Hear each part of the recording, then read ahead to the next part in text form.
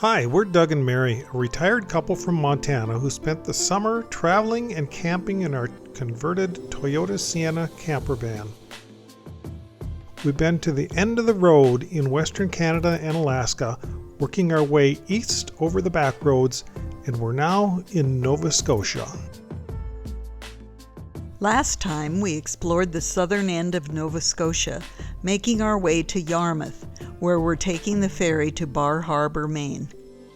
In order to arrive early, we had parked overnight only a short distance from the ferry loading point. There's our ferry. It's docked. It's about 7:30 in the morning right now. And we just got in line. We were one of the first people in line here to get on. It looks like we'll be waiting about an hour and a half.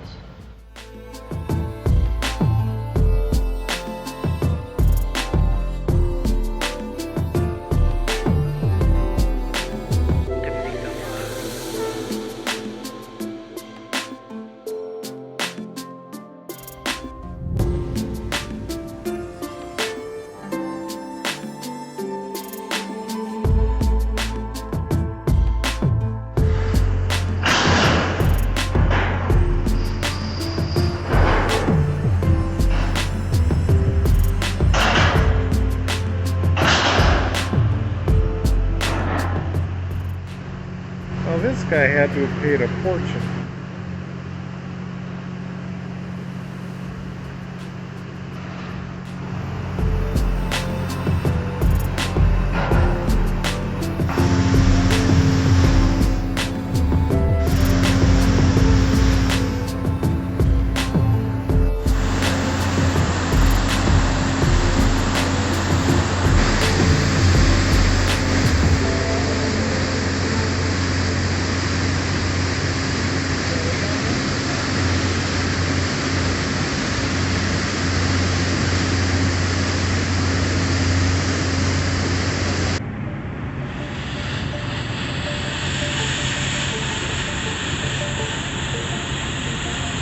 We found Yarmouth to be a nice coastal town, maybe one that we would visit again sometime.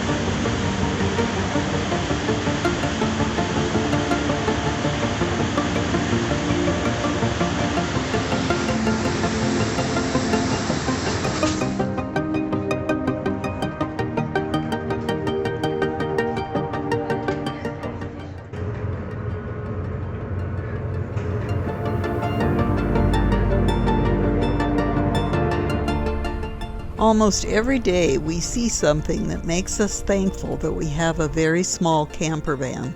Now can I start honking?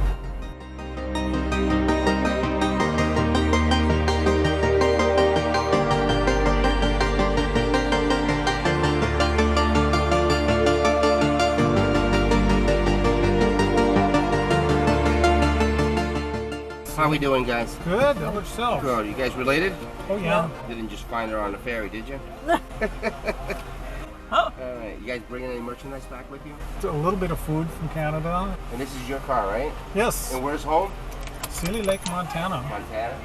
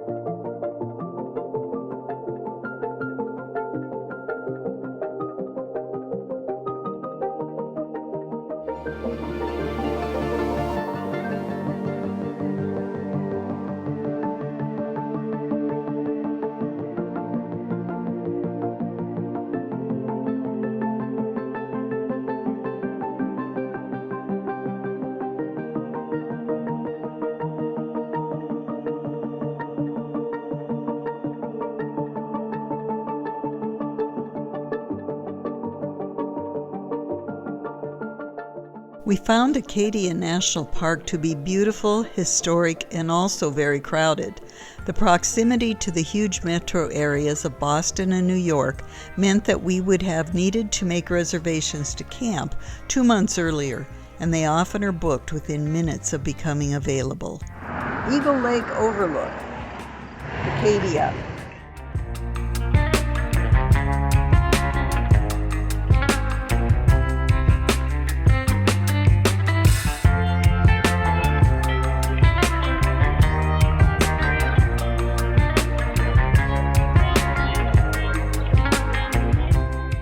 We were able to get reservations to drive to the top of Cadillac Mountain. While not particularly high by Western standards, it is the highest mountain on the eastern seaboard, and the views were stunning.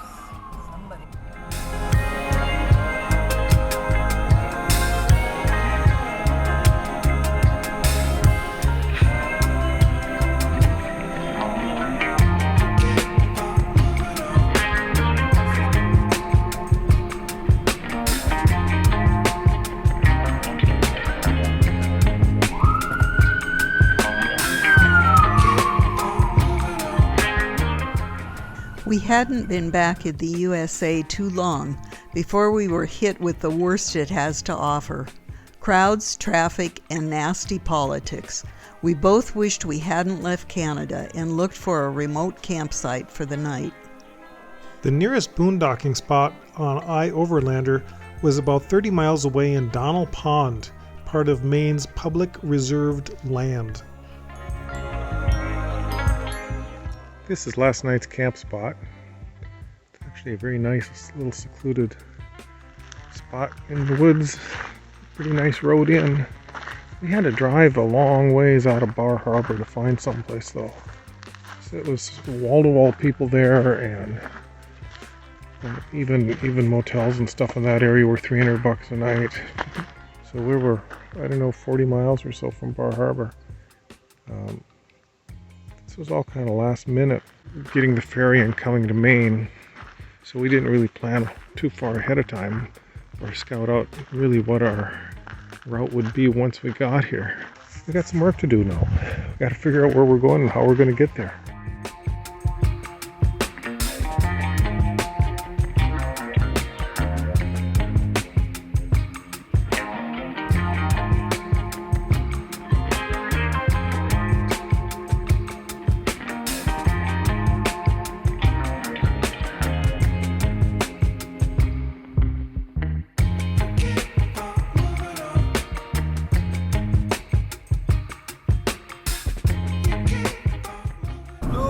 Across the fancy bridge. Oh my.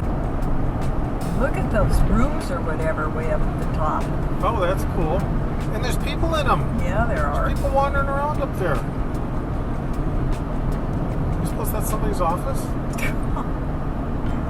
They decide, well, as long as we're building this, maybe we should let tourists go. I think we're going to need to do a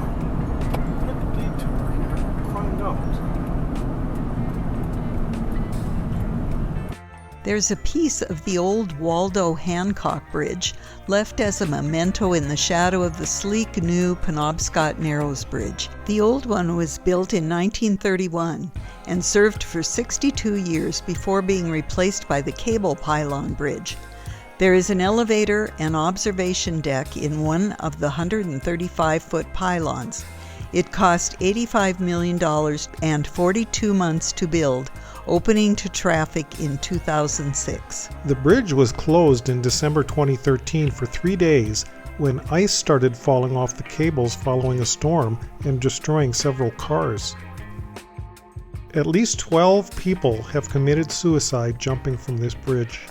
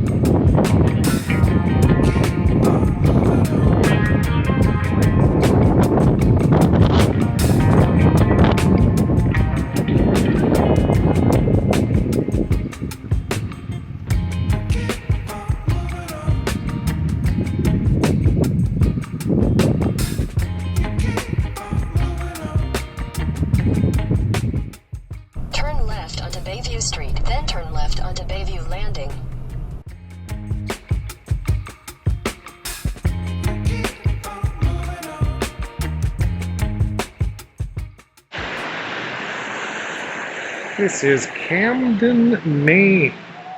Beautiful little town. Nice restaurants. Right on the, got this harbor here. Nice park on the edge of town. Lots and lots and lots of people. Old town. Tons and tons of tourists here. Beautiful buildings.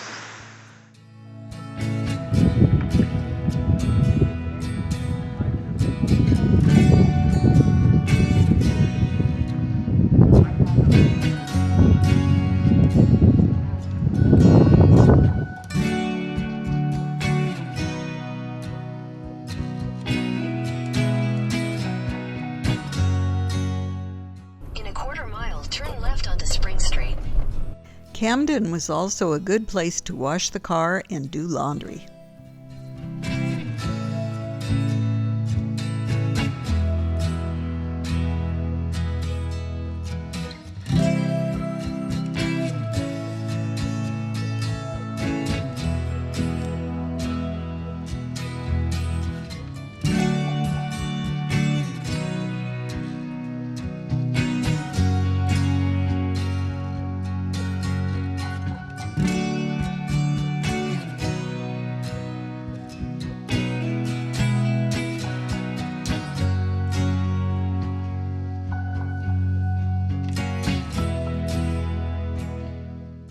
We decided to stay in a traditional campground for the next couple nights, complete with a picnic table, campfire, and shower.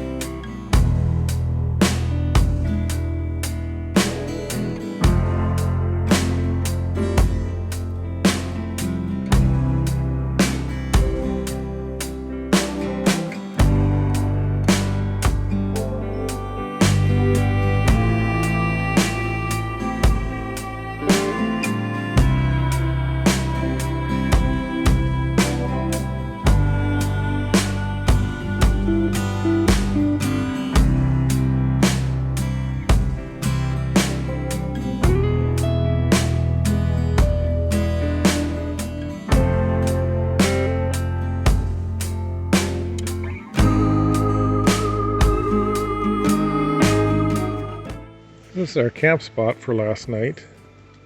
It's Spirit Pond Preserve Trailhead. There's really only a spot here for maybe 2 cars, small cars at that. Nothing like a big truck or motorhome. There are very, very few free camp spots out here, this part of the country, unlike almost anywhere else, I guess. So.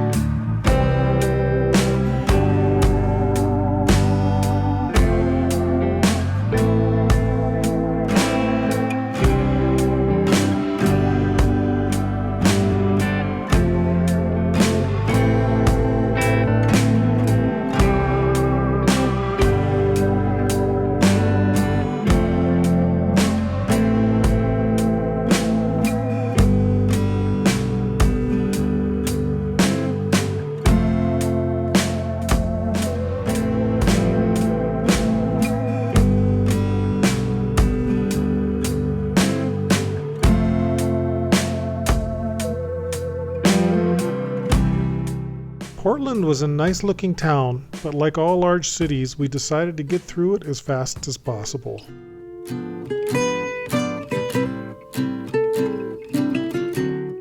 Biddeford had a beautiful old downtown section in rejuvenated textile mill buildings and 2 great breweries within a couple blocks of each other, which was a great spot to have supper.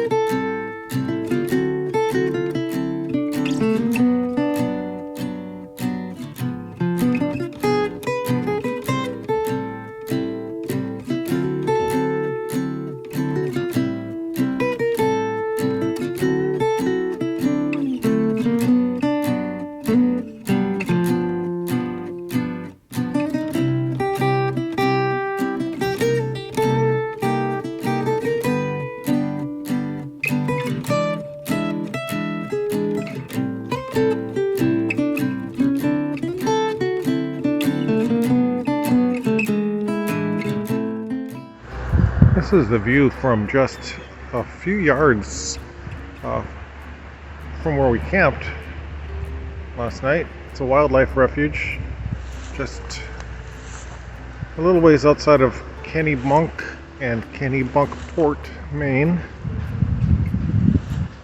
Hardly any places to camp around here. This is the only one we found within miles, and probably 40 or 50 miles from this area. From here all the way on down, it's just parking lots, and we're not too far from the ocean though. Not even a quarter of a mile. We could hear it last night.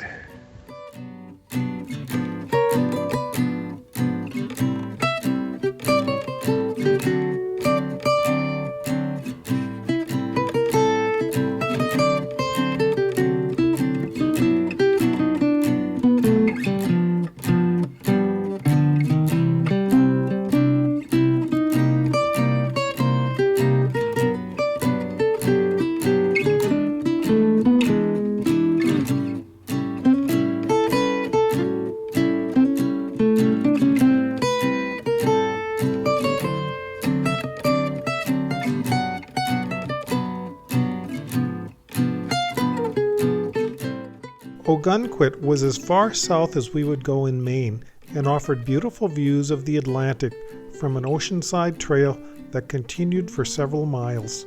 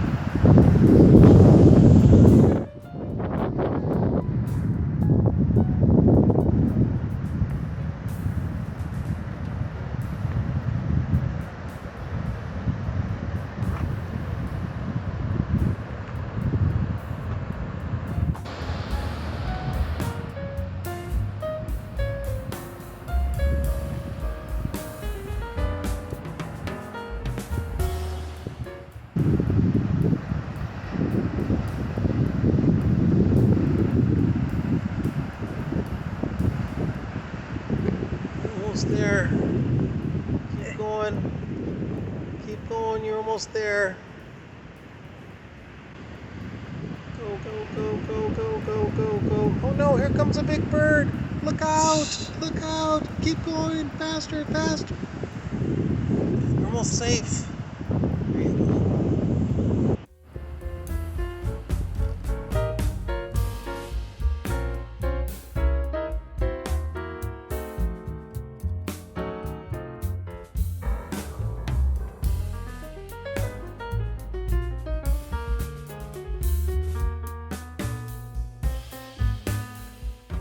The fall colors in New England certainly live up to their reputation, and they were just beginning. Taking the backroads made it seem like we were the first to discover them.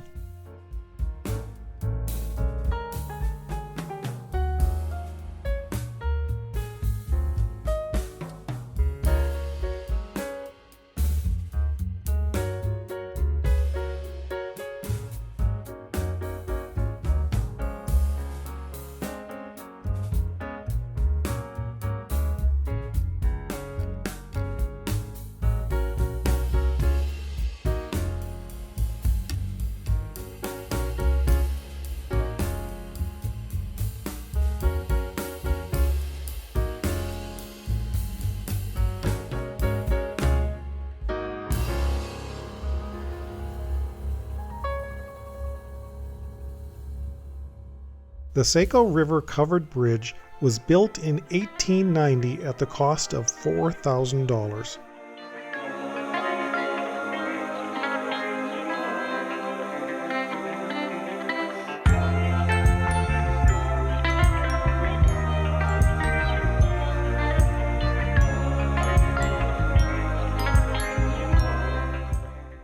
In 1/4 mile, arrive at coordinates on the right.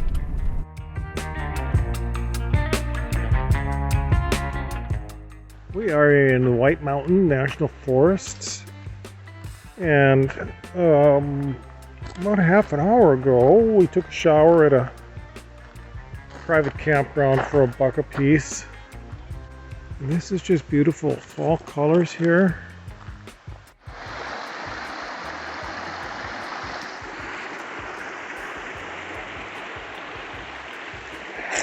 White Mountain National Forest.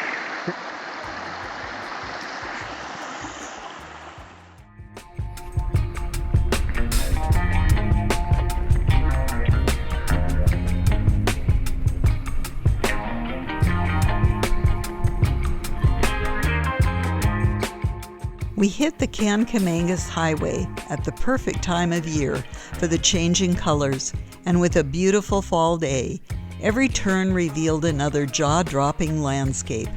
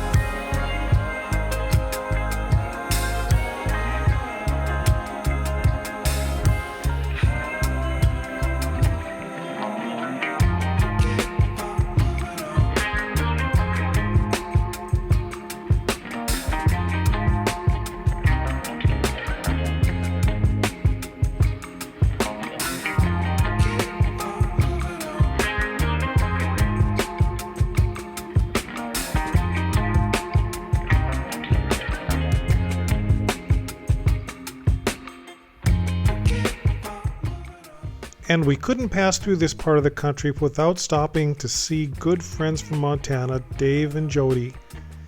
They know the area well, so next time we'll be doing some exploring around the White Mountains and gain some serious elevation. Thanks for watching. Keep on moving on.